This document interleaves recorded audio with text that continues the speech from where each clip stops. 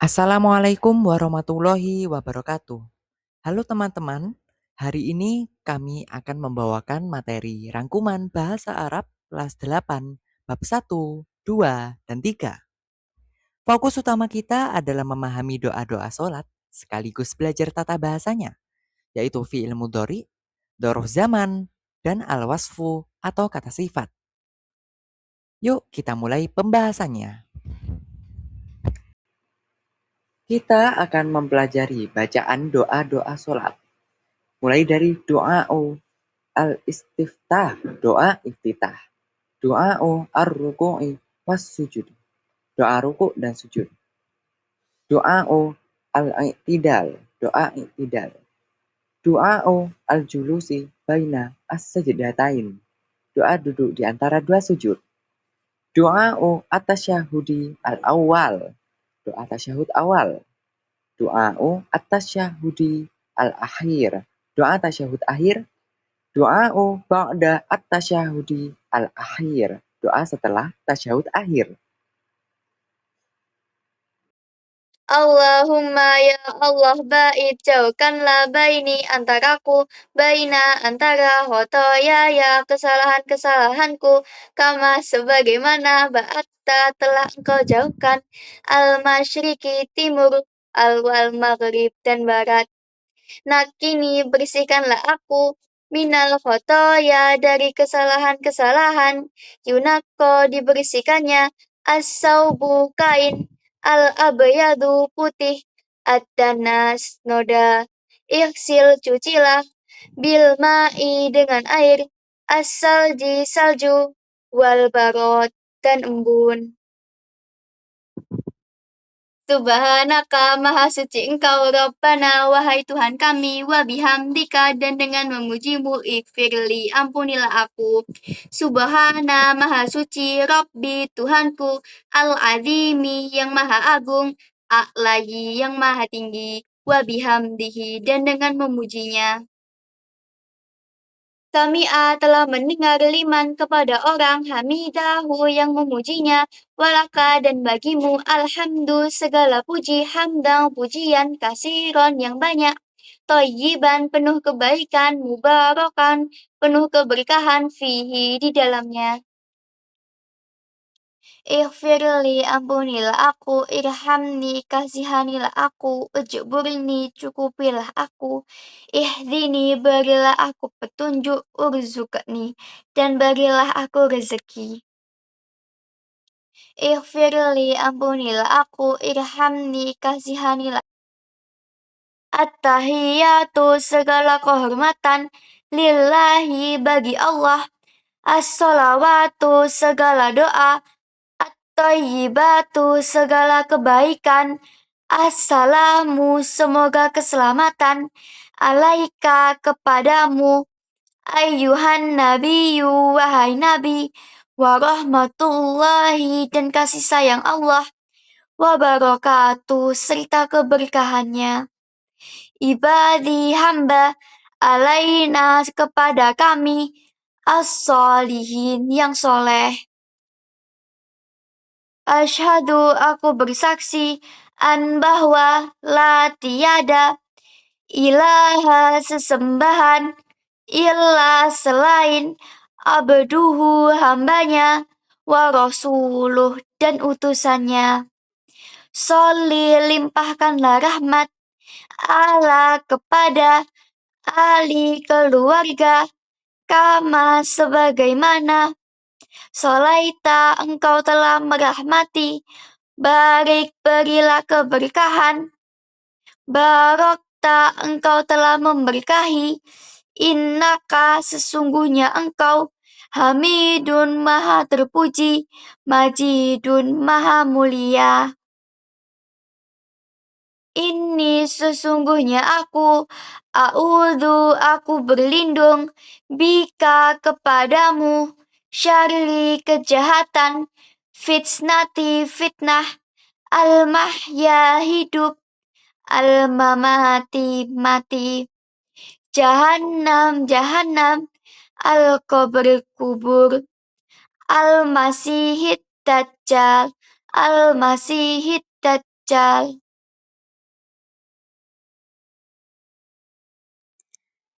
Tarkib tata bahasa Arab. Bab 1, fi'lu mudhari'. Fi'il mudhari'. Bab 2, dzarfuz zamani. Keterangan waktu.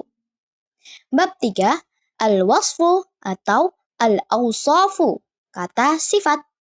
Sekarang kita membahas bab 1, fi'lu mudhari' atau fi'il mudhari'.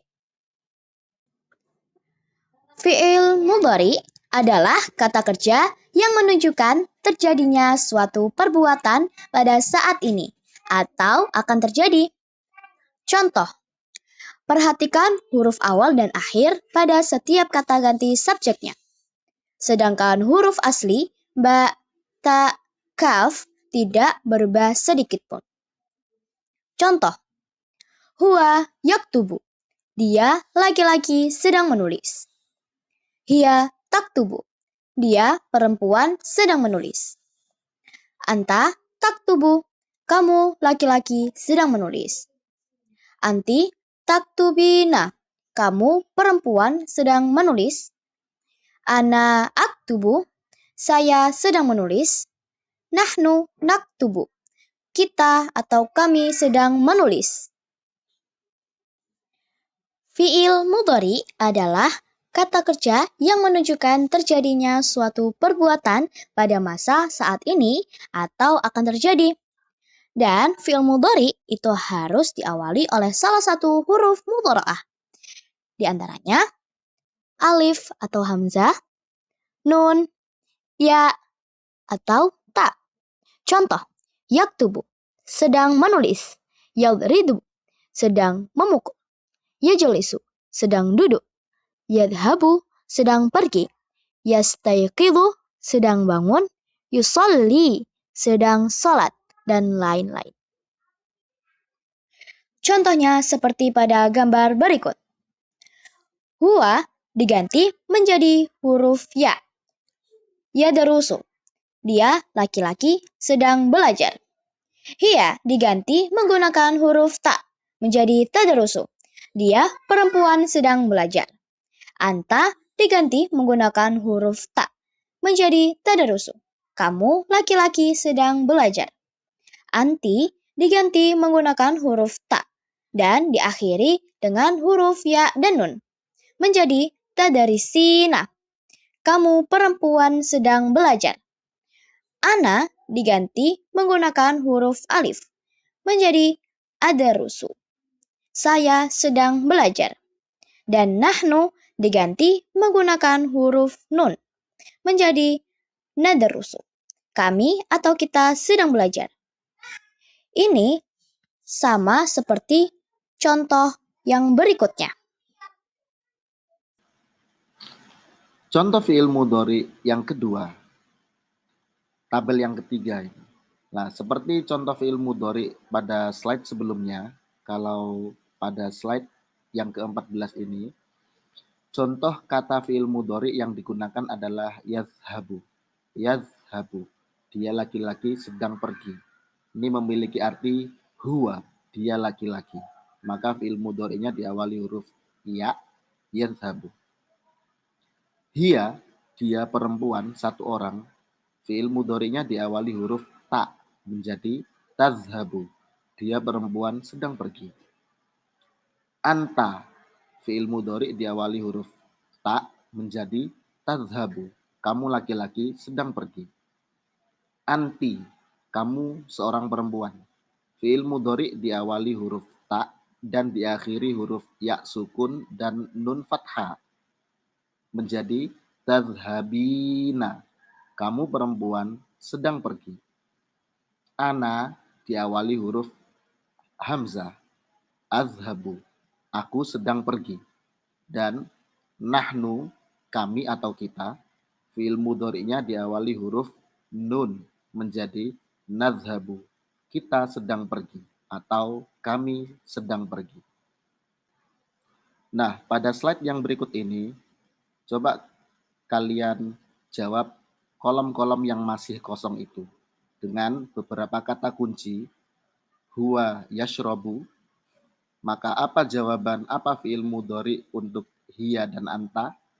anti, ana, dan nahnu.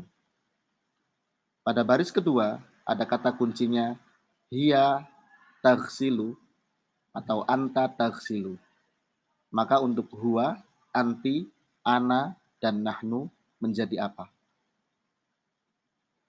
Pada baris ketiga, anti taktubina.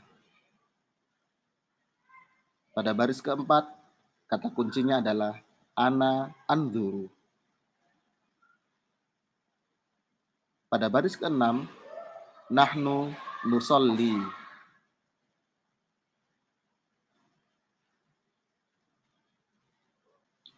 Sekarang kita membahas tata bahasa Arab untuk bab kedua, yaitu tentang zorfuz zaman, atau kita lebih simpelnya bilang zorof zaman, yaitu keterangan waktu. Apa itu zorof zaman? Lebih lengkapnya adalah seperti berikut ini. Zorfuz zaman adalah huwa kullu ismin dalin ala zamanil ladzi waqa'a fihi al-fi'lu bihaitsu yatadammanu ma'na fi. Zorof zaman adalah kata yang menunjukkan waktu terjadinya suatu perbuatan, biasanya memiliki arti pada titik-titik-titik.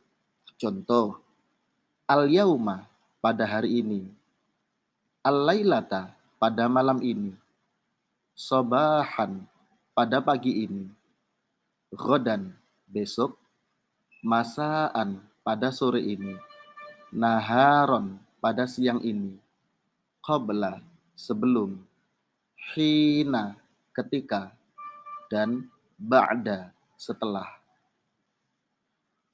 Perlu diketahui bahwasannya apabila ada kata yang terletak setelah dzaraf zaman qabla, hina, ba'da, kata setelahnya kalau diawali huruf alif lam, maka kata setelahnya tersebut harus diakhiri harokat kasroh. Seperti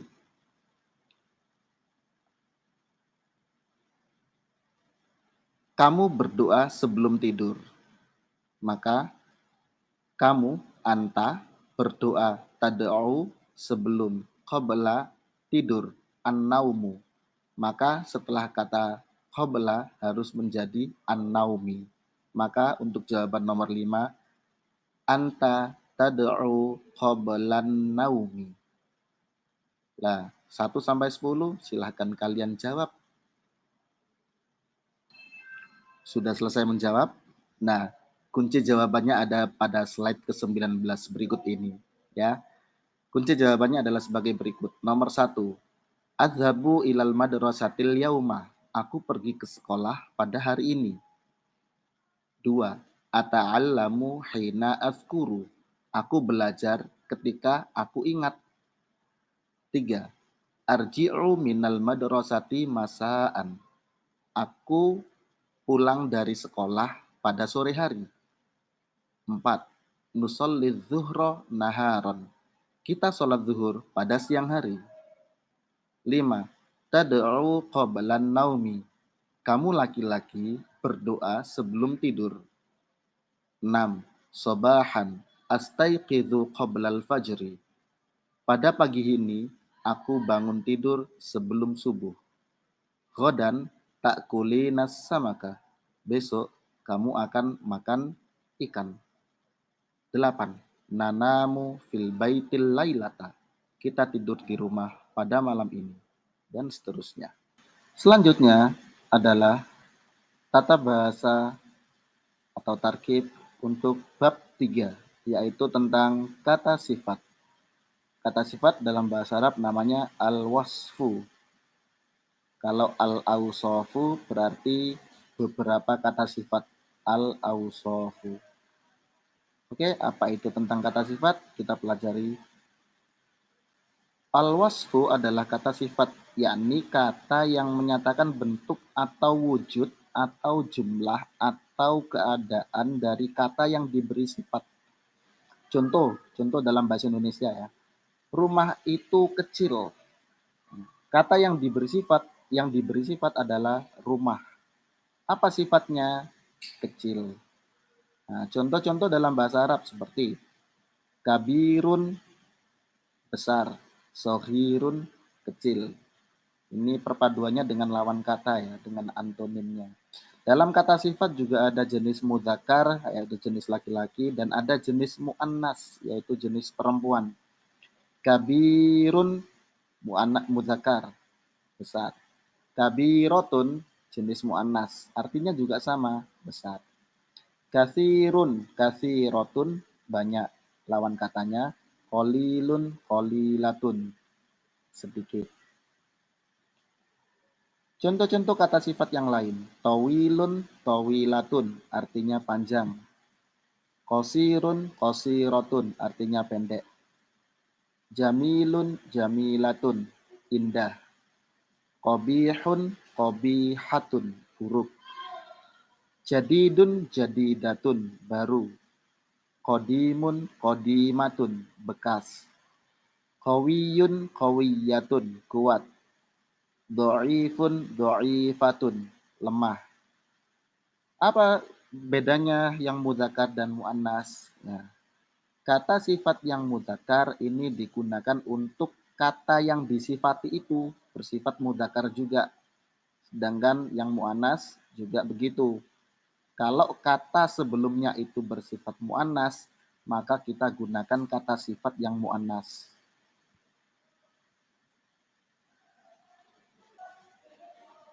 Selanjutnya ada qoribun, qoribatun, dekat. Ba'idun, ba'idatun, jauh. Sari'un, sari'atun, cepat. Bati'un, bati'atun, lambat. Nah, contoh dalam kalimat seperti ini. Tadi saya udah bilang, kata sifat yang mudzakkar digunakan untuk kata benda yang mudzakkar. Contoh, al-masjidu kabirun. Masjid itu besar. Kita gunakan kata sifat yang mudzakkar kabirun, bukan kabirotun, bukan kabirotun, karena al-masjidu itu mudzakkar. Al-masjidu kabirun, masjid itu besar. Contoh lain, zalika masjidun kabirun, itu adalah masjid yang besar. Nah, beda susunan kata, beda pula artinya. Contoh yang muannas, al-madrasatu kabirotun, sekolahan itu besar. Kenapa gunakan kabirotun? Jenisnya kata sifat yang muannas kabirotun, karena al-madrasatu juga muannas. Jadi pakai kabirotun. Contoh lain, hadhihi madrasatun kabirotun. Ini adalah sekolahan yang besar. Kalau madrasatun kabirotun, sekolahan yang besar. Tapi kalau al-madrasatu ada alif lamnya, al-madrasatu kabirotun, sekolahan itu besar. Hal laka su'alun, apakah kamu ada pertanyaan? Bertanyalah sebelum kamu gak bisa menjawab pertanyaan. Dan seperti biasa, terima kasih. Syukron kasiron. Hal laka su'alun, apakah kamu ada pertanyaan?